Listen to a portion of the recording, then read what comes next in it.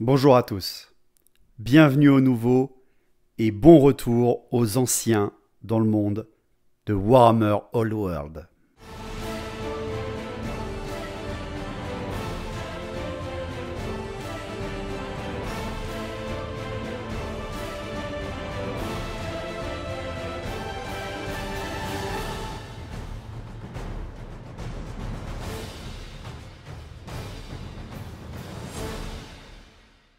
Au moment où vous regarderez cette vidéo, nous serons le 20 janvier 2024 et Games Workshop aura donc relancé officiellement, les précommandes seront terminées, le jeu Warhammer Fantasy, Warhammer Old World, bien évidemment le préquel à Warhammer Fantasy Battle. Donc je vais bien évidemment couvrir l'événement, je me représente en tout cas, ma communauté est une énorme communauté de résistants de battle et de curieux aussi. Et bien évidemment que je serai là pour tout vous expliquer. Je vous propose une série de vidéos qui vont s'enchaîner. Hein. Attention, il va y avoir du contenu sur la chaîne, je vous préviens. Déjà rien que la semaine de lancement, entre 3 et 4 vidéos vont se suivre pour tout apprendre ou réapprendre des règles de Warhammer Old World. Donc c'est quelque chose à regarder avec quelqu'un qui ne connaît pas le jeu, ou quelqu'un qui revient dans le jeu après des années de brouillard, entre guillemets, ou alors pour tous les curieux de Warhammer Battle V8 de la commu qui font le pas et passent également à Warhammer Old World. Évidemment, je compte sur vous pour tout simplement là, maintenant, tout de suite sur cette vidéo, descendre, liker, partager, commenter bien sûr, pour vous abonner également sur la chaîne YouTube et qu'on essaie de devenir un regroupement et une espèce de fanal pour tout ce qui est des amoureux de Warhammer Old World et du socle carré. Ça vous coûte rien et moi ça m'aide beaucoup. Donc, Warhammer Old World, que d'histoire à raconter, et il est très important de vous expliquer un petit peu le contexte et surtout la base. Vraiment, cette première vidéo sera la base du jeu. Vous n'y connaissez pas grand-chose ou même vous retournez dans ce monde, il va falloir qu'on reprenne les bonnes bases tous ensemble. Donc, pour ceux qui ne le savent pas ou qui ont peut-être déjà oublié, Warhammer Old World est un projet qui a été communiqué, qui a commencé à être communiqué en novembre 2019. Donc c'est un projet qui a pris beaucoup de temps à naître avec une petite équipe au tout début avec Games Workshop. Et Warhammer Old World, qu'est-ce que c'est ? Qu'est-ce qui pourrait vous attirer là-dedans ? Qu'est-ce que ce jeu pourrait vous apporter ? Eh bien, la première chose, c'est que ce jeu est un créateur d'histoire. Il est tout à fait digne d'un Warhammer Battle. Il est vraiment la même chose que Warhammer Battle. Le but d'un Warhammer Old World comme d'un Warhammer Battle, c'est de raconter une histoire. Vous êtes là, vous-même, sur le champ de bataille. Vous allez être un général pendant quelques heures avec votre armée et votre objectif sera de combattre votre adversaire, honorablement ou pas, tout dépend qui vous jouez bien sûr, et surtout de vous faire vivre une histoire, une aventure. C'est quelque chose pour vous plonger dedans. Et quand on voit la taille du livre de règles, ou comme beaucoup expliquent, oh là là, le jeu a l'air trop lourd, je connais déjà un autre jeu, j'ai pas envie d'en rajouter, c'était mon cas, hein, vous allez très rapidement comprendre que Warhammer Old World est plus fait comme Warhammer Battle, pour échanger avec un bon copain. Comme dirait Evie de French Wargame Studio, le but c'est de jouer avec votre partenaire et de ne pas jouer contre lui.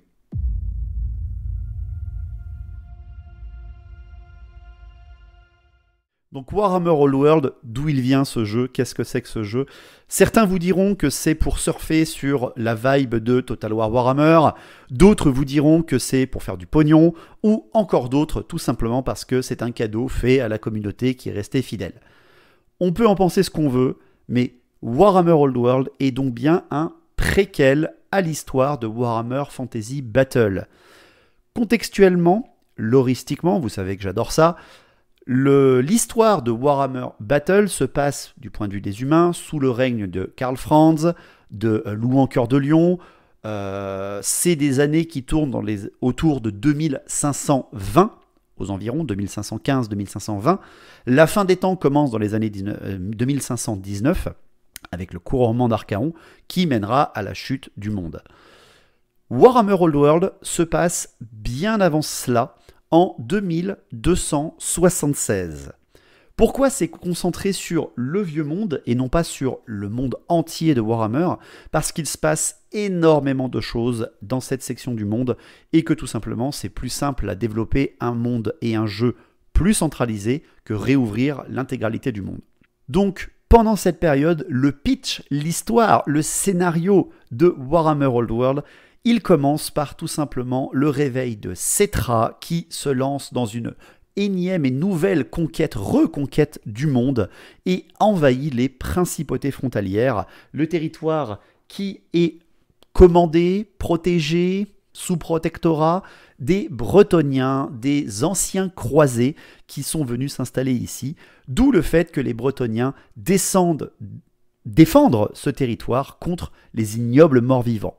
On sait que Settra se réveille pour reconquérir son territoire, mais peut-être qu'il y a autre chose derrière, que le Nord, lui, se réveille aussi et prépare la prochaine guerre qui arrivera au bout de 30 ans, vu qu'on connaît déjà l'histoire, avec une nouvelle invasion du chaos, celle d'Assavarkul. Et peut-être que nous connaîtrons la réunification de l'Empire, qui à cette époque est encore sous la guerre des 3 empereurs, avec le retour et surtout l'arrivée incroyable de Magnus le Pieux.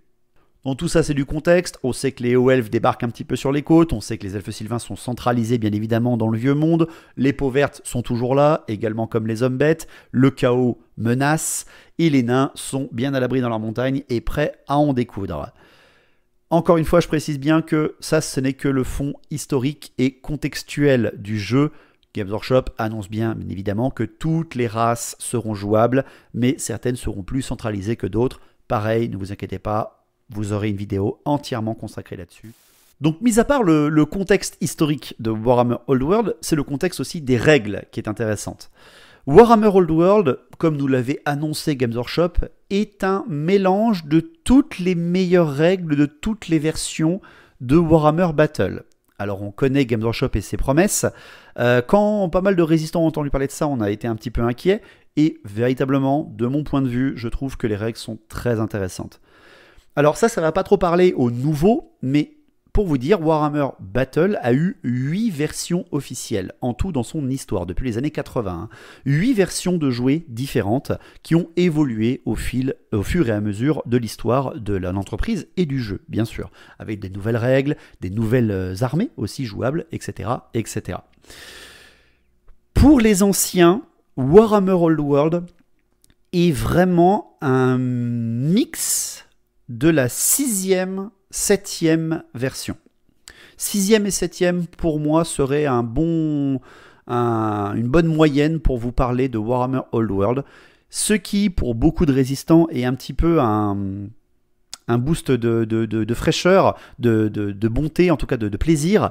C'est que, pour ceux qui ne connaissent pas, la Warhammer version 6 était l'une des plus loristiques, l'une qui racontait le mieux les histoires, l'une des plus tournées sur l'ambiance du jeu, l'histoire du jeu, la création des armées, le principe de faire du commandement, de personnages, etc. Des choses qui sont vraiment ancrées dans l'histoire de Warhammer. C'est quelque chose qui tenait aux joueurs, qui avait été un peu perdu avec la V8, ça je l'accorde bien. Donc voilà, le Warhammer Old World se tourne vraiment sur des armées constituées très loristiquement parlant, très tournées sur l'ambiance de l'armée. Elles ont même des noms d'armées déjà préconçus, pareil on en parlera plus tard. Mais pour rassurer les anciens qui voudraient se remettre dans le bain, la V6 et la V7 ont eu un regain d'énergie, mais légèrement mis à jour, comme il se doit, avec quelques petites règles de la V8 qui font quand même très plaisir. Comme vous le savez, j'avais fait un rapport de bataille, entre guillemets, basé hypothétiquement sur tous les articles qu'avait partagé Games Workshop. Je l'ai fait juste avant Noël, et au final, j'étais pas si loin que ça. C'est ça qui est plutôt sympa. Et tout simplement, ces séries de vidéos, elles sont plutôt vraiment pour vous expliquer toutes les règles du jeu. Pas en détail en premier lieu, il va falloir qu'on remette le pied dedans. Si vous voulez beaucoup plus de détails, il faudra plutôt nous rejoindre sur les live Twitch des lundis soirs si vous voulez vraiment avoir toutes les règles spéciales. Par contre, dans le futur, les reviews d'armées et d'explications d'armées seront bien sûr présentes sur cette chaîne. Bref, je m'égare. Commençons à vous présenter le jeu.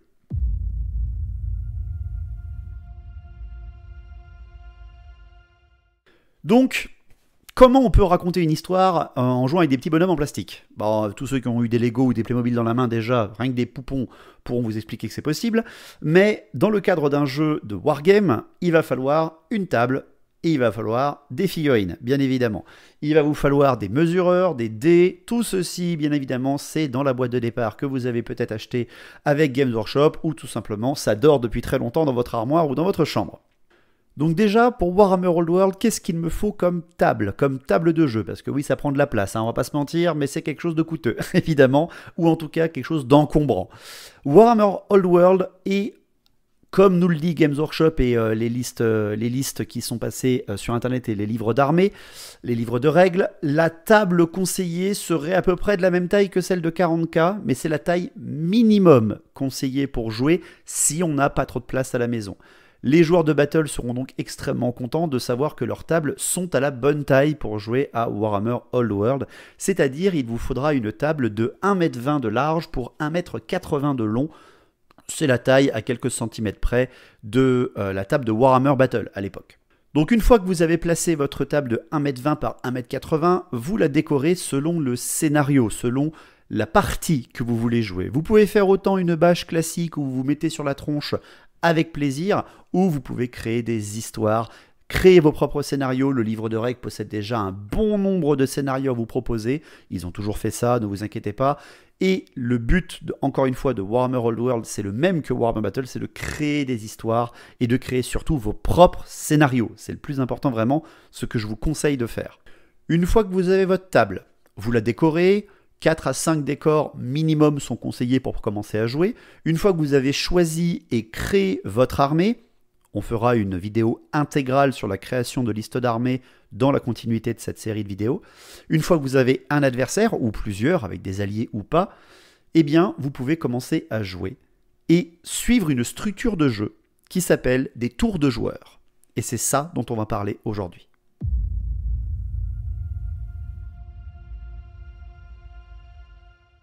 Les parties, selon le scénario que vous sélectionnez ou que vous créez, comptent un certain nombre de tours de joueurs. Vous allez donc jouer l'un après l'autre. Vous allez avoir tout votre tour de joueurs, l'adversaire va faire l'intégralité de son tour, ou l'inverse si c'est lui qui commence, et une fois que vous avez joué tous les deux, vous comptez un tour de réaliser. À Warhammer Battle, c'était 6 tours. Vous avez certains scénarios qui descendent à 5 et certains qui peuvent monter à 9. Old World n'échappe pas à la règle, bien évidemment. Donc qu'est-ce que c'est un tour de joueur? Qu'est-ce que c'est que ça? Bah oui, parce que c'est bien beau de savoir qu'on joue à deux, mais qu'est-ce qu'on a le droit de faire pendant ce tour de joueur? C'est ce qui peut faire le plus peur quand on commence le jeu, c'est de voir toutes ces séquences obligatoires à suivre qui ont l'air extrêmement basiques et extrêmement concentrées en termes de règles. Et au final, retenez tout simplement qu'il y a 4 phases avec 4 sous-phases. Voilà. Le principe étant que plus vous allez répéter, plus vous allez connaître les règles et plus ça va se faire tout seul. Bien évidemment, au début, vous allez être obligé de regarder les règles, vous allez être obligé d'avoir le papier sous les yeux, mais par exemple, je sais qu'il y en a beaucoup qui le font sur la communauté, vous jouez avec vos enfants parfois, ou vous voulez faire connaître à vos enfants ce qui vous a touché à l'époque, n'hésitez pas, mais surtout, faites comme un bon JDR, c'est-à-dire ne mettez pas le papier sous les yeux, faites vivre l'aventure. Il vous faut un maître du jeu bien sûr, mais faites vivre l'aventure et vous allez voir que ça va encore plus plaire pour ce qui est de jouer à Warhammer. Donc, comme je vous l'ai dit, 4 phases divisées chacune en 4 sous-phases. Eh ben, on va commencer donc à faire un détail grâce bien évidemment aux règles officielles du jeu, bien sûr, qui nous ont été gracieusement partagées avec ce bon vieux livre de règles à 55 boules, mais on n'est pas là pour parler de ça. Donc, la première phase du jeu, la première des 4, elle s'appelle la phase de stratégie. Non, je vais pas faire ça. Donc, la première des phases de jeu, c'est la phase de stratégie. C'est le début de chaque joueur à chaque fois qu'il commence son tour. Justement, dans cette phase de stratégie, comme je vous l'ai dit, il y a bien 4 sous-phases, et la première, elle porte le nom extrêmement simple de début de tour. Ça va? Quand on commence au début, ça s'appelle le début de tour. Je pense que tout le monde, bon, mis à part quelques Lyonnais, mais ça ils se reconnaîtront, vont pouvoir comprendre ce principe du jeu. Tout simplement, ce nom début de tour est quand même important à retenir parce que vous avez des actions spécifiques ou alors des tests spécifiques selon l'unité que vous jouez ou la faction même que vous jouez qui se passe exactement lors de cette sous-phase du début de tour. C'est pour ça qu'elle existe, cette sous-phase. Elle est là pour commencer à faire les premiers jets si jamais vous avez une armée qui en demande. Et bien évidemment, vous avez des tests comme l'un des plus connus, la stupidité qui se passe à ce moment-là. Bien évidemment, pour tout ce qui est des règles spéciales, là aussi vous aurez une vidéo intégrale là-dessus qui présentera les plus de 70 règles spéciales, mais on va essayer de rendre ça un peu vivant et pas tout simplement vous expliquer tout ça, mais pareil, ça sera dans le futur. Concentrons-nous d'abord sur la structure du jeu. Donc la deuxième sous-phase de la phase de stratégie, c'est la phase de commandement. Et c'est là où les personnages de votre armée vont avoir de l'importance. Les personnages sont tout simplement le général de l'armée, vos porteurs de bannières, vos petits héros cachés dans des coins, ou vos mages, bien évidemment, pour certains. Tout simplement, les personnages comme ceux qui donnent des ordres vont pouvoir s'activer à ce moment-là dans la précision qu'ils ne doivent pas être en fuite. On va parler de qu'est-ce que c'est qu'une fuite plus tard. Mais c'est la seule restriction que nous avons à ce moment-là des règles du jeu. Votre personnage peut donner des ordres. Vous avez des actions de personnage qui peuvent être faites également à ce moment-là. L'une du livre de règles est le cri de ralliement où votre personnage gueule sur une unité pour qu'elle puisse se rallier parce qu'elle est en fuite et que lui veut rattraper sa ligne de commandement.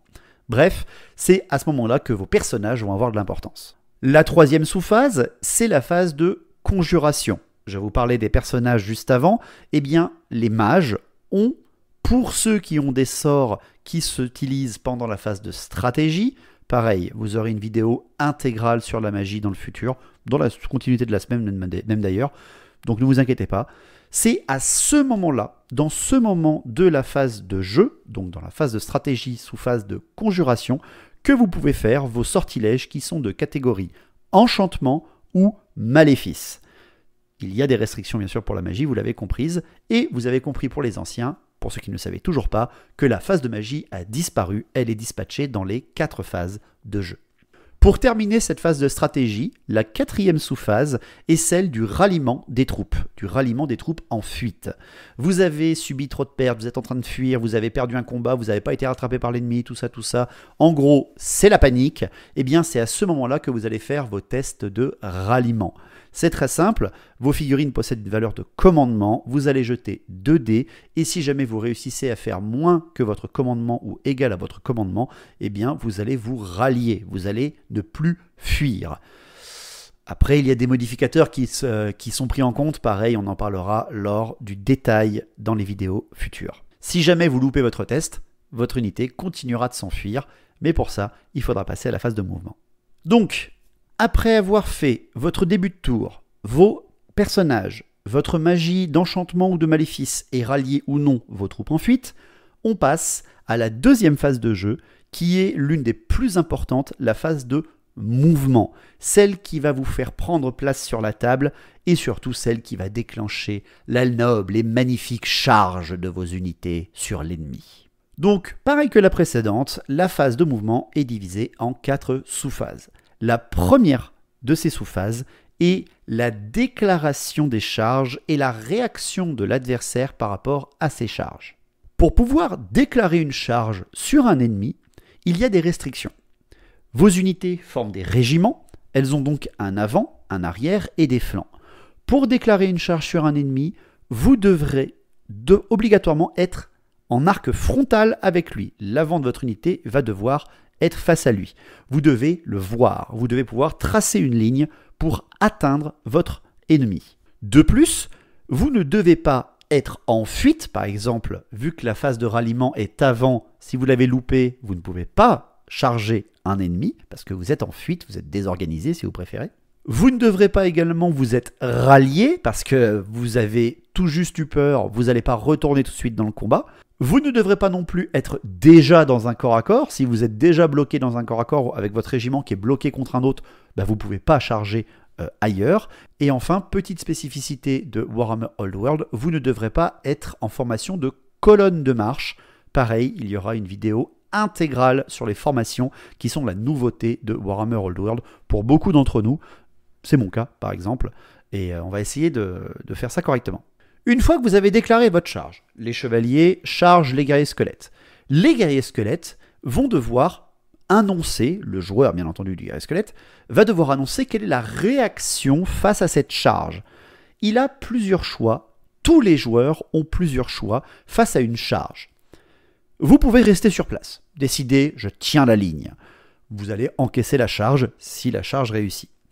Vous pouvez sinon, si vous avez des armes de tir, maintenir votre position et tirer sur l'adversaire. Mais pour ça, l'adversaire ne doit pas être trop proche. S'il est vraiment collé à vous, il pourra vous charger sans que vous ayez le temps de bander vos arcs et de pouvoir tirer. Sinon, si vous voyez que l'ennemi est beaucoup trop fort pour vous ou que ça rentre dans votre stratégie, vous pouvez vous enfuir. Vous pouvez donc décider de ne pas tenir la ligne et de rebrousser chemin. Et ça, ce ne sont que les réactions de base. La petite version Warhammer Old World nous explique qu'il y a des tirs et fuites et qu'il y a aussi des contre-charges. Si l'unité que vous ciblez a décidé de s'enfuir, elle va donc vous tourner le dos, jeter 2 dés et parcourir la distance de ces 2 dés face à vous. Voilà, elle va vraiment se barrer. Mais si jamais vous décidez de charger une unité qui est déjà en fuite, eh bien, elle n'aura pas le choix, elle ne peut pas maintenir sa position, elle ne peut pas maintenir sa position et tirer, elle devra continuer de fuir durant cette déclaration de charge. Le livre de règles, par contre, nous précise bien que vous ne pouvez pas avoir plus d'une réaction par charge lors d'une phase. Et oui, vous ne pouvez pas décider 3 choses à la fois, ce qui est plutôt logique. Donc, simplement déclarer les charges et dire quelle est la réaction face aux charges, c'est la première des sous-phases du mouvement. Vous avez seulement déclaré à la phase d'avant. Maintenant, il va falloir voir si vous réussissez ou pas vos charges. C'est très simple. Toutes les figurines de catégorie infanterie ou infanterie monstrueuse, là aussi on en parlera quand on parlera des listes d'armées, ils vont jeter 2 dés, ils ne vont garder que le plus grand des 2 dés et ajouter leur valeur de mouvement. Si la distance, mouvement de la figurine, donc le M, plus le dé le plus grand qu'elles ont jeté, atteint l'ennemi sur la distance, vous avez réussi votre charge. La cavalerie, elle est plus rapide, elle porte plus loin, elle va jeter 2 dés, elle va garder le plus grand, et une fois ceci, après avoir rajouté son mouvement, elle ajoute un des 6 en plus. Et oui, donc là, elle porte encore plus loin et peut vous arriver beaucoup plus vite sur la tronche. Si jamais votre charge a réussi, vous devez venir impacter votre unité vraiment sur la face, enfin en tout cas sur la ligne du régiment adverse.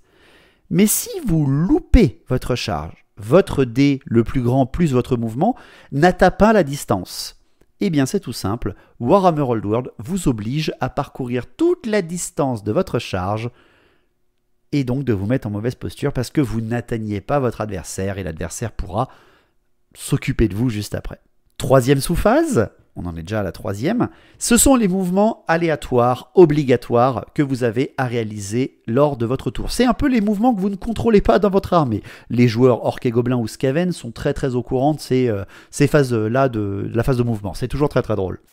En gros, qu'est-ce qui se passe à ce moment-là de votre phase de mouvement? Eh bien, c'est là que vous allez faire bouger vos unités, par exemple, qui sont en fuite. Également, c'est là où vous allez jeter vos dés de mouvement aléatoires, les squig broyeurs, par exemple, des orques et gobelins, les roues infernales des skaven, les cavaliers squig aussi, par exemple. Enfin bref, toutes ces créatures complètement stupides qui nous font énormément rire, le chariot à pompe snotling, etc.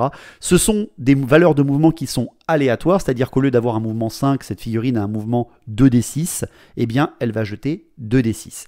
Chose importante par contre, pour ce qui est des mouvements obligatoires, des mouvements aléatoires, ces valeurs aléatoires de mouvement, 2d6, 3d6, 1d6 peut-être, eh bien, vous êtes obligé d'intégralement les faire.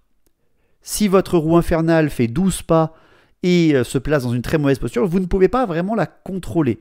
Vous allez indiquer votre direction, vous allez foncer en ligne droite pour pouvoir faire votre distance et vous allez devoir la faire intégralement. Précision bien sûr, il n'y a pas de marche forcée pour ceci. Qu'est-ce que c'est la marche forcée? Eh bien justement, c'est lors de la phase des mouvements normaux, la dernière phase, la dernière sous-phase, la 4e de la phase de mouvement. Les mouvements normaux, c'est tous ceux qui ne sont pas des charges ou des fuites, ou des mouvements que vous ne contrôlez pas, des mouvements aléatoires. La valeur de mouvement de votre figurine et donc de l'unité est bien évidemment décrite dans les tableaux, et tout simplement, vous allez pouvoir avancer votre armée, votre unité, par sa valeur de mouvement. Imaginons que vous avez mouvement 5, vous pouvez faire 1 pas, 2 pas, 3 pas, 4 pas ou 5 pas. Oui, ce sont des pas parce que c'est de la mesure anglaise. Bien évidemment, le jeu, n'oubliez pas, est anglais. Donc, vous pouvez faire du mouvement, avancer prudemment en utilisant simplement votre valeur de mouvement pour vous replacer sur la table. Mais vous pouvez sinon faire ce qu'on appelle une marche forcée. La marche forcée, vos unités vont ranger leurs armes et vont tout simplement courir et vont donc doubler leur valeur de mouvement. Vous avez mouvement 5, vous passez à mouvement 10. Warhammer Old World, comme tout bon wargame en socle régimentaire, est une guerre de position, une guerre de ligne de bataille. La bataille, si vous n'avez pas de bonne ligne, vous allez rarement la gagner.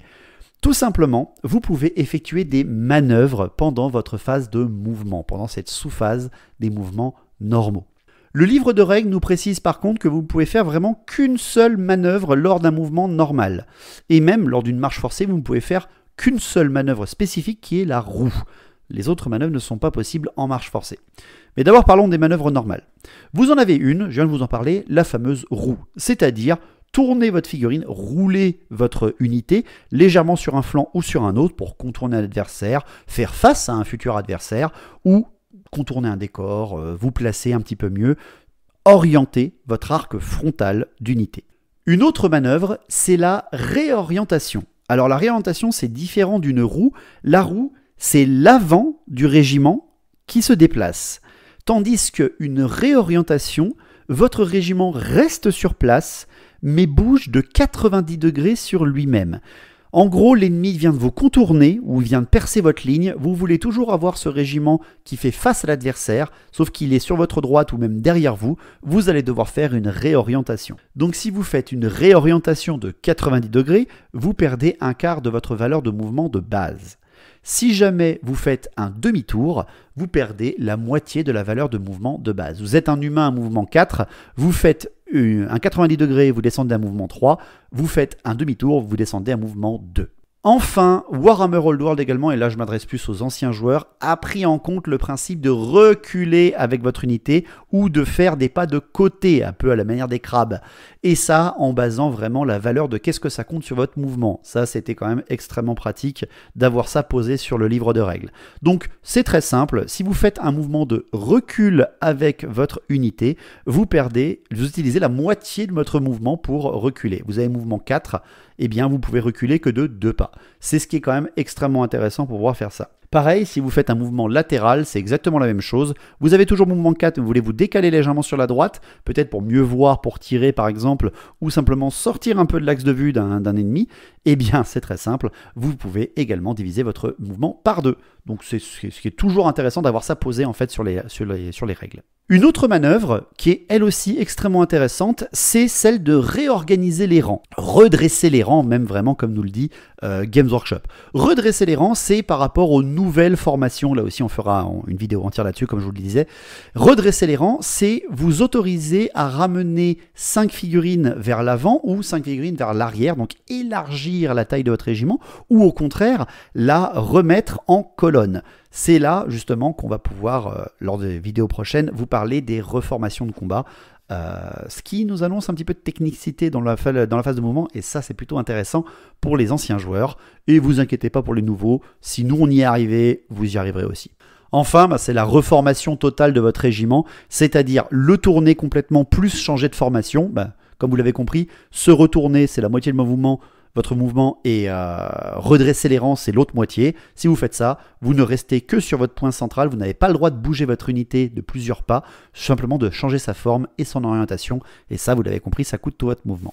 La marche forcée, comme je vous en ai parlé au début de la phase, c'est le moment où vos unités rangent leurs armes et vont plus vite. Ça veut dire doubler votre valeur de mouvement. Vous pouvez faire seulement une roue si vous faites une marche forcée. En effet, si vous doublez votre valeur de mouvement, mais que vous voulez vous retourner, ça ne marche pas. Ça ne marche pas, vous n'avez pas le droit de le faire. Vous n'avez le droit que d'avancer et de faire une petite roue pour éviter un obstacle ou quoi que ce soit. Et également, il y a aussi une restriction, c'est que On peut utiliser la marche forcée pour s'enfuir, pour essayer de sortir de l'axe de vue. Alors pas pour faire déclarer une fuite, mais pour essayer, ah, non tu me vois plus, je me tire, je m'en vais. de s'enfuir courageusement, on va dire ça, organisationnellement on va dire.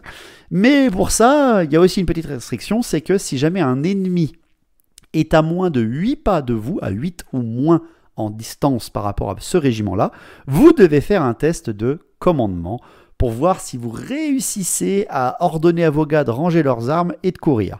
S'ils loupent leur test de commandement, tout simplement, vous n'aurez pas le droit d'utiliser le principe de marche forcée. Vos troupes ne seront pas assez en confiance et refuseront de ranger leurs armes pour courir. Et donc, peut-être que ça va vous forcer à revoir votre stratégie. Dernière chose que l'on peut faire pendant cette sous-phase de mouvements normaux, c'est là que l'on peut lancer aussi des sortilèges spécifiques, qui sont les sortilèges de transfert, de transport si vous préférez.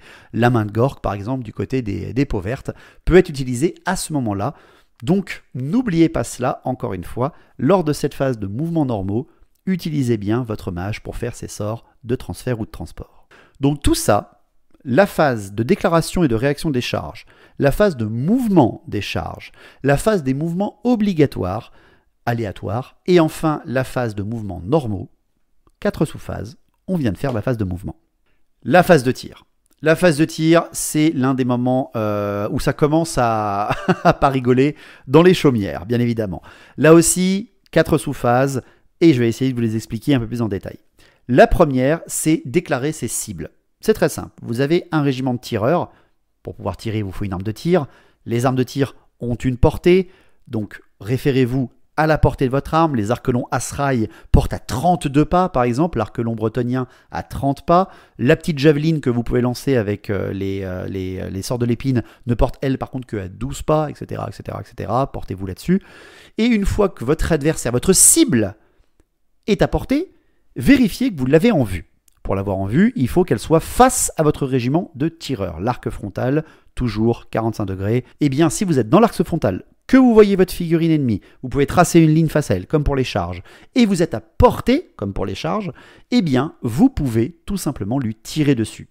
Précision donc, c'est à ce moment-là, si dans votre régiment de tireurs ou dans votre régiment de non-tireurs, vous avez un mage qui possède un sort de blast magique, un sort de vortex magique, donc un missile arcanique ou un vortex magique, c'est à ce moment-là qu'il faut lancer vos sortilèges. Donc une unité qui est de corps à corps mais qui a un mage dedans avec un petit missile arcanique peut tirer avec son missile arcanique du mage. Une fois que vous avez désigné votre cible avec votre régiment, j'ai un régiment d'archers, je tire sur les mecs qui sont face à moi. Eh bien vous allez devoir, deuxième sous-phase, leur tirer dessus, les toucher. La phase donc de touche. C'est très simple, vous avez une valeur de CT, une valeur de capacité de tir pour chaque unité qui peut avoir une arme de tir ou qui dispose de capacité de tir. Une fois que vous connaissez votre valeur de capacité de tir, votre valeur de CT, eh bien référez-vous au tableau donné dans le livre de règles. Alors, retenez-le si vous avez une bonne mémoire ou affichez-le dans votre salle de jeu, ça peut être très très bien. Vous l'affichez en petit A4, ça se voit très très bien. Pour les enfants surtout, c'est très pratique. Ou faites-leur fonctionner leur mémoire, c'est encore mieux. Donc pour vous donner un exemple, si vous avez une CT de 1, ce qui est le score minimum, je le rappelle, vous touchez que sur des 6. Voilà, vous n'êtes pas très doué dans les tirs. Et en fait, à chaque fois que vous augmentez votre CT de 1 point, eh bien votre touche est aussi améliorée de 1 point. Donc la CT2 touche sur 5, la CT3 touche sur 4, la CT4 touche sur 3, etc. etc., etc., etc. Sachez qu'il y a certaines figurines qui ont CT7, CT8, CT9 pour certaines. Donc quelque chose d'extrêmement doué dans ce qui est du tir. Mais vous allez me dire, ouais mais à un moment je vais arriver à 2+, le 1, ça sera toujours un échec, c'est ce que nous dit Warhammer Old World. Donc, comment je fais? Eh bien, pourquoi il y a des unités aussi douées dans les tirs qui peuvent monter bien au-dessus avec une CT de 7 par exemple, on se dirait c'est 2+, super vénère, parce que le 2+, au final, il arrive dès que vous avez une CT de 5. Eh bien, tout simplement parce que les tirs, c'est pas du tir, c'est pas du tir de canon rail, hein, d'accord? Il y a ce qu'on appelle des malus. Les malus de tir, c'est selon le contexte de la portée de votre arme, du décor qui est face à vous, de la taille de votre régiment adverse, etc., etc., etc. Pour ce qui est de la phase de tir, retenez que vous perdez 1 point sur votre réussite, donc vous avez un malus de 1, si vous tirez à longue portée, parce que vous avez une valeur de portée, vous avez 30 pas de portée avec un tir de bretonien, d'arc long bretonien, eh bien, la longue portée, c'est au-delà du 15e pas. Voilà, vous êtes, c'est un peu moins précis. Donc, vous perdez un point, direct.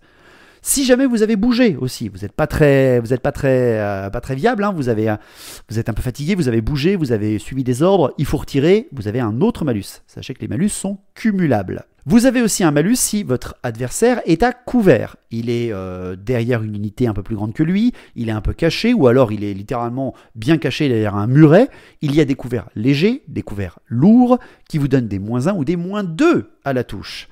Ça commence à faire. Également, si vous êtes chargé par une énorme troupe de massacreurs de cornes et que vous êtes des petits archers gobelins, ou n'importe qui d'ailleurs, eh bien, quand vous êtes chargé par un adversaire, vous avez également un malus de -1 pour le toucher au tir. Ce qui fait que cumulé par cumulé par cumulé, les malus vont être très rapidement nombreux. Vous allez me dire, ouais, mais c'est nul, alors les tirs, on touche presque jamais. Eh bien, détrompez-vous, je peux vous assurer que parfois ça fait très mal. Mais par miracle, vous avez réussi à toucher votre adversaire, ou alors, par votre extrême connaissance de l'archerie et du tir, vous avez réussi à toucher votre adversaire. On passe à la troisième phase, à la troisième sous-phase, qui est la blessure. Une fois que vous avez touché votre adversaire, vous allez rejeter, pour chaque réussite que vous avez fait, vous avez 10 tireurs, vous avez touché 5 fois, eh bien vous prenez 5 dés et vous allez devoir blesser votre adversaire. Et c'est là que rentre en compte la force de votre arme. Pas mal d'armes de tir utilisent la force de l'utilisateur, la F, hein, la force de celui qui porte l'arc, qui porte la javeline, etc. Mais il y a certaines armes qui ont leur propre valeur de force. Le canon, bien évidemment, il n'a pas la force des mecs qui tirent le canon. Il a la force de la poudre noire, donc il frappe très très fort.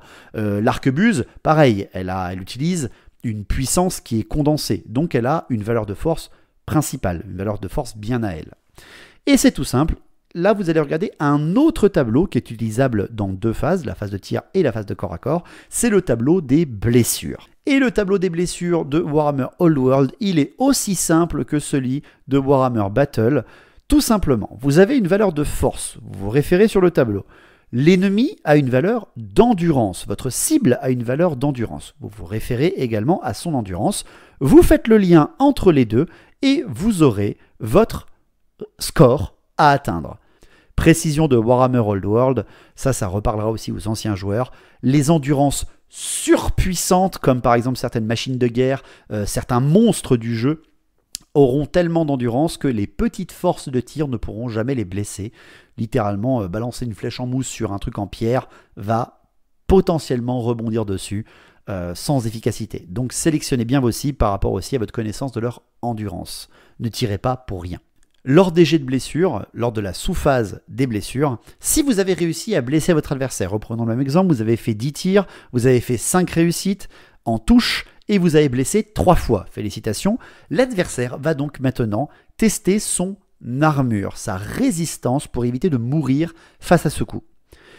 Il a une valeur d'armure. N'importe qui a une valeur d'armure. Certains ont valeur 0, hein. Les elfes sylvains de base ont valeur 0 d'armure parce qu'ils ne portent rien sur eux, à part des vêtements bien sûr. Ce ne sont pas non plus des nudistes comme les orques sauvages. Vous avez des armures légères, des armures lourdes à bouclier, vous avez des armures de plate, vous avez de l'armor hide, donc ce qu'on appelle la peau écailleuse nous autres, qui vous donne des valeurs d'armure qui se cumulent les unes dans les autres et vous donne une valeur spécifique. La valeur d'armure va vous protéger face à un tir ou pas. Vous avez une valeur d'armure de 5+, vous devez réussir un 5. C'est-à-dire, par exemple, pour avoir une valeur d'armure de 5+, il vous faut une armure légère et un bouclier. Par exemple, si vous avez ça, vous avez une armure à 5+. L'armure vous donne 1 point, le bouclier 1 point. Si vous avez une armure lourde et un bouclier, là vous avez 2 points pour l'armure lourde et 1 point pour le bouclier. 3 points d'armure, ça fait le 6 c'est une réussite, le 5 c'est une réussite, le 4 c'est une réussite. Pouf, une armure à 4+. Voilà comment ça marche. Bien évidemment, vous avez la capacité de baisser l'armure de l'adversaire selon des règles spéciales. On en parlera dans les règles spéciales. Mais si, incroyable, votre adversaire loupe son armure, il a une armure à 4+, il a donc 3 blessures, toujours dans le même contexte, il va jeter 3 dés et il en loupe 2. Il fait un 4, un 1 et un 2. Terrible, il a loupé 2 armures. Eh bien, il a encore de dernières petites chances de s'en sortir. Vous allez me dire, encore? Ben oui, mais je vous assure que c'est pas rigolo. Warhammer Battle ou Warhammer Old World, il y a des bonnes surprises. Et tout simplement, si la figurine possède une règle de régénération, qui a un score à côté d'elle, ou une valeur de sauvegarde invulnérable, une sauvegarde magique si vous préférez, eh bien il peut utiliser à ce moment-là, s'il a loupé son armure, il peut tenter son invulnérable et ça régène, précisé dans le livre de règles, ce qui nous change de Warhammer Battle. L'armure invulnérable et la régénération sont techniquement non modifiables. La régénération peut être annulée. La régénération, c'est le fait de se cicatriser très rapidement. Si tu utilises du feu contre ça, ça l'annule. Mais la sauvegarde invulnérable, techniquement, est impossible à modifier. Si vous avez une invulnérable de 6, n'importe quelle blessure que l'on vous fait, sur un 6, vous pourrez l'annuler. C'est comme ça que ça marche. Les chevaliers bretoniens qui ont prié ont cette règle. Donc c'est ça qui est assez intéressant. Donc c'est un cumul de protection contre un cumul d'attaque. Mais bon, imaginons les figurines, les 2 figurines qui ont été blessées, qui ont loupé leur armure, contrairement à la 3e qui a réussi son armure, n'avaient pas d'invulnérable, pas de régénération, eh bien l'adversaire a eu 2 pertes. Et c'est là la sous-phase de retirer les pertes, la dernière de la phase de tir. Une fois que vous avez perdu des PV, vous enlevez les figurines représentant les PV perdus. Si vous avez des figurines à 1 PV, chaque PV perdu vous fait perdre une figurine. Donc là, par exemple, imaginons que c'était 2 gobelins qui viennent de mourir, vous retirez, enfin 2 PV enlevés dans les gobelins, vous retirez 2 gobelins. Si jamais c'est un ogre qui vient de prendre les coups, les ogres ont 3 PV, eh bien, il ne retirera pas d'ogre, mais son ogre va retirer 2 points sur ces 3. Il va donc être extrêmement blessé. Comment on retire les pertes? C'est très simple. Vous allez retirer les pertes par l'arrière de votre régiment. Vous retirez vos 2 pertes dans les rangs arrière. Et si jamais l'adversaire n'arrête pas de vous tirer dessus avec ses autres régiments de tir, ou tout simplement fait un excellent jet, eh bien, s'il atteint 25% de votre régiment en perte, vous avez un régiment de 20, vous avez eu 5 pertes ou plus, vous allez devoir faire un test de commandement, un test de panique. Test de commandement, valeur de commandement de figurine, 2D, il faut faire moins ou égal. Si vous réussissez, votre régiment tout va bien, va tenir pont. Si vous l'échouez, votre régiment va s'enfuir.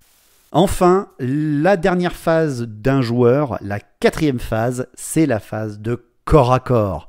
Et c'est celle qui a eu le plus de changements véritablement par rapport aux anciennes versions, celle qui m'a vraiment plu, celle qui va vraiment donner envie et qui va vraiment représenter le principe d'une ligne de bataille qui se rentre dedans. C'est sympa, c'est sympa. 4 sous-phases pour la phase de corps à corps. La première sous-phase de la phase de corps à corps, c'est la phase choisir et combattre. C'est le joueur actif, donc c'est le joueur dont c'est le tour, qui va choisir l'ordre des combats. Il va dire, on va déjà faire tout ce combat-là, ensuite on fera tout ce combat-là, ensuite on fera tout ce combat-là, etc., etc. Exactement comme la phase de tir. Il va faire tout tirer, voir s'il provoque de la panique, ensuite il passe à un autre, tout tirer, voir s'il provoque de la panique, etc., etc. Eh bien c'est exactement la même chose pour la phase de combat. Il va faire tout un combat, voir s'il gagne ou s'il perd, puis passer à un autre, jusqu'à ce qu'il n'y ait plus de combat effectif durant ce tour. Donc, lorsque vous avez choisi quel combat vous allez réaliser, comme je viens de vous le dire, l'initiative est le plus important. Les unités qui ont chargé ont de base un bonus d'initiative, quel qu'il soit, des morts-vivants, des elfes, des orques, qu'importe, vous aurez un bonus d'initiative selon la distance et l'endroit où vous frappez l'adversaire, la distance que vous avez parcourue et l'endroit où vous arrivez au contact. Si vous avez chargé l'ennemi sur son axe frontal, de front, face à face, honorablement, dirait-on, eh bien, vous allez avoir un bonus d'initiative selon votre distance parcourue. Si vous avez parcouru un pas, vous gagnez un point d'initiative. Et c'est cumulable jusqu'à un maximum de 3.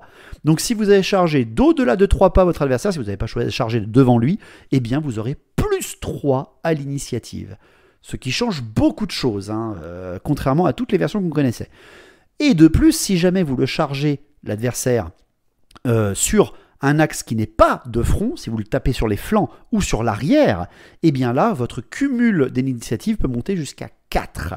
Donc si vous avez chargé de l'arrière à 4 pas de distance de votre adversaire, que vous avez réussi votre charge, eh bien vous avez plus 4 à votre initiative, ce qui est quand même très intéressant. Une fois que vous serez au combat, que vous serez face à face, eh bien là aussi, il n'y aura que les figurines du premier rang qui pourront taper. sauf cas extraordinaires comme par exemple le fer de lance des Bretoniens ou encore le fait que votre adversaire ou vous-même possédez des lances selon le contexte. Là encore une fois, règle spéciale, on en parlera. Les figurines qui sont au premier rang peuvent taper, mais les figurines qui sont en contact socle à socle avec un ennemi pourront faire toutes leurs attaques. Imaginons, vous avez un guerrier du chaos. Un guerrier du chaos possède 2 à 3 attaques selon comment il est équipé, voire 4 s'il est vraiment très énervé.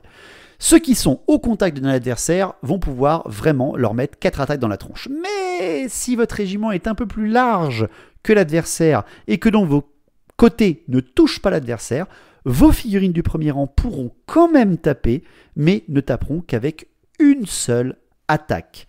Quelle que soit leur valeur d'attaque. Ils en ont 4 attaques, ils ne taperont quand même que sur 1 parce que ils sont un peu loin. En fait, ils contournent l'adversaire schématiquement parlant. Donc ça aussi, ça change beaucoup des anciennes versions, mais ça va être extrêmement intéressant de voir ça sur la table. Donc une fois que vous êtes au corps à corps, la première ligne tape. Celles qui sont sur les côtés et pas au contact ne mettront qu'une seule attaque. Celles qui sont en contact et au combat mettront leur nombre d'attaques maximales autorisées.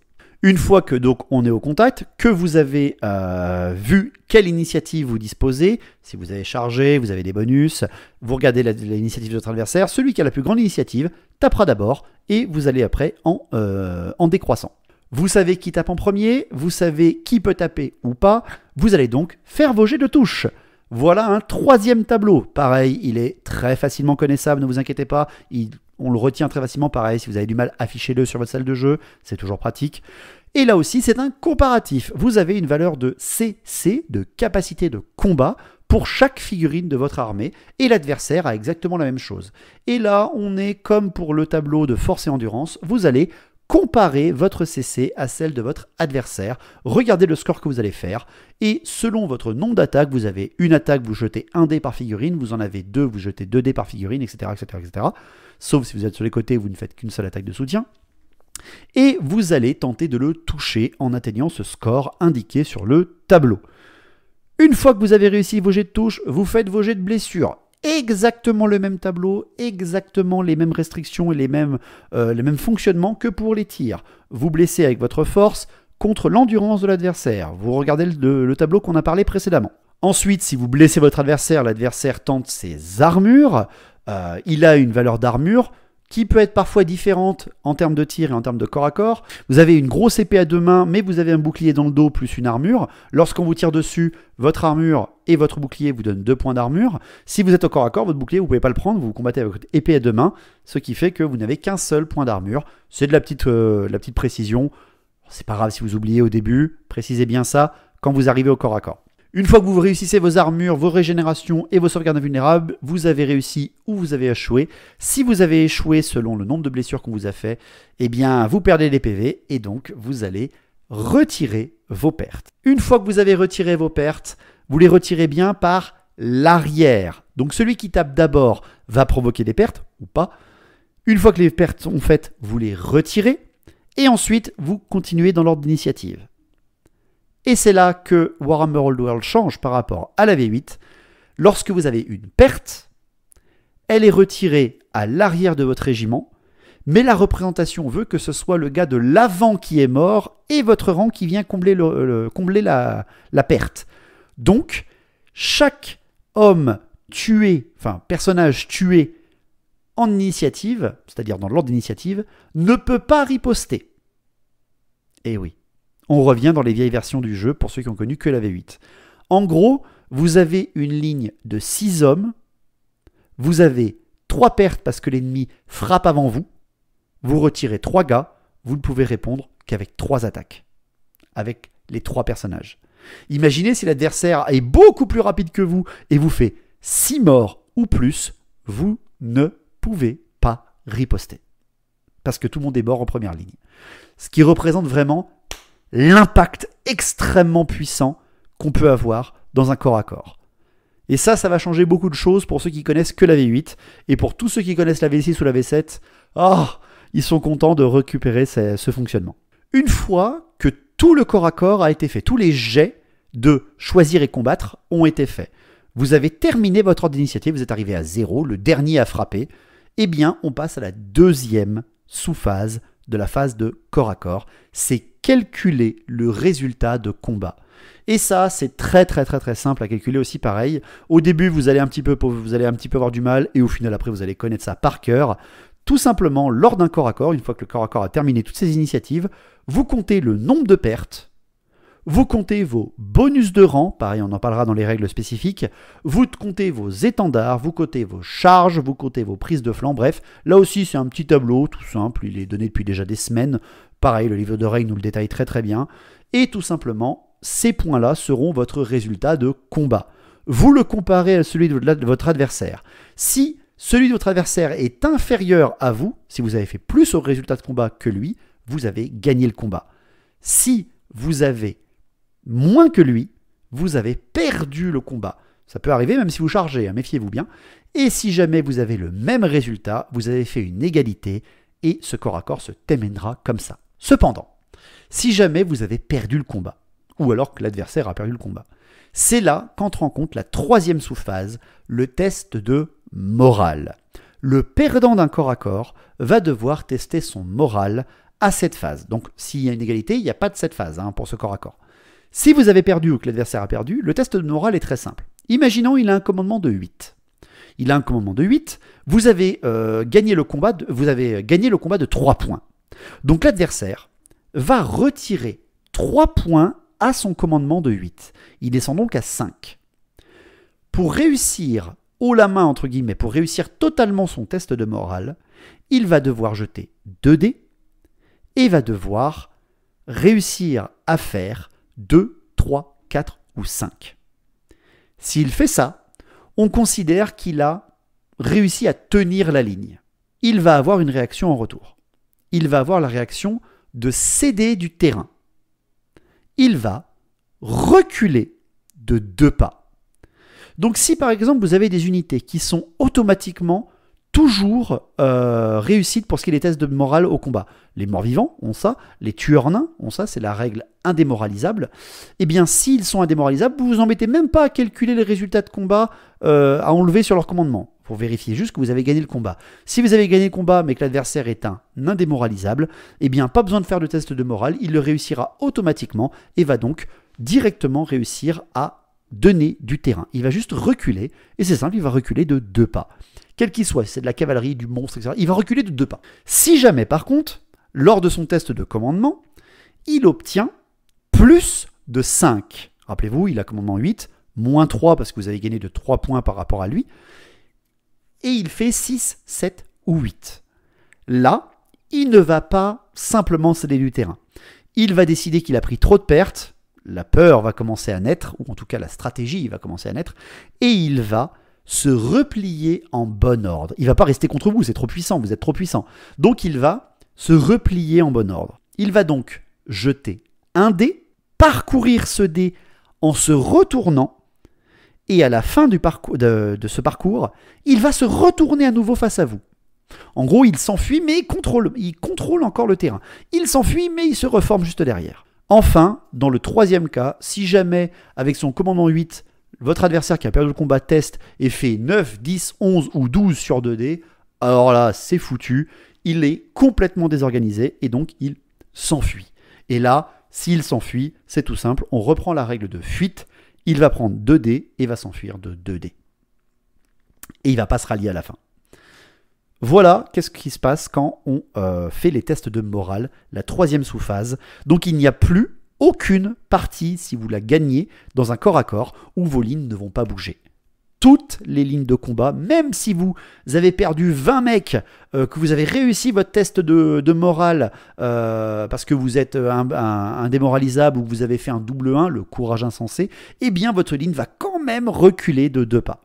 Ça, c'est super intéressant. Il n'y a plus de combat fixe qui ne bouge pas pendant toute la partie. C'est quand même cool. Dernière sous-phase, parce que là, ce n'est que celui qui a perdu, qui a bougé, celui qui a échoué ou réussi son test de morale.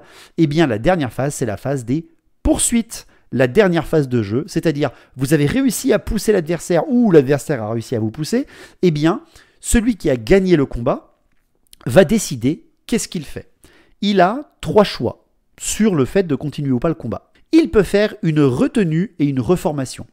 Par exemple, il vous a chargé, Il vous a repoussé, mais il ne veut pas vous poursuivre. Il ne veut pas continuer parce qu'il a percé votre ligne et il va pouvoir menacer d'autres ennemis. Peut-être parce que c'est son tour après, etc. Ça, vous n'en savez rien. Tout simplement, s'il fait une retenue et reformation, ça veut dire qu'il va rester sur place et qu'il va faire une reformation comme je vous en ai parlé pendant la phase de mouvement. C'est-à-dire qu'il va pouvoir pivoter et pas bouger son régiment, mais pivoter sur son centre selon l'axe qu'il désire gratuitement. Précision quand même, pour faire ce choix-là, le joueur qui a gagné le combat va devoir réussir un test de commandement lui aussi. Parce que sinon, quand même, par exemple, si tu es cavalier, tu viens de percer la ligne et la ligne s'enfuit devant toi, il faut retenir ton cheval, donc faire un test de commandement. Si tu réussis ton test de commandement, tu peux te restreindre et te reformer. Tu peux donc rester sur place. Sinon, tu peux suivre l'adversaire. Deuxième choix possible. Suivre l'adversaire va surtout être pris en compte lorsque l'adversaire a simplement donné du terrain, cédé du terrain. Donc seulement s'il a réussi son test de morale. En gros, vous l'avez chargé, vous avez réussi à le pousser de 2 pas, mais si vous restez sur place, c'est à son tour après, il va vous recharger, c'est pas bon.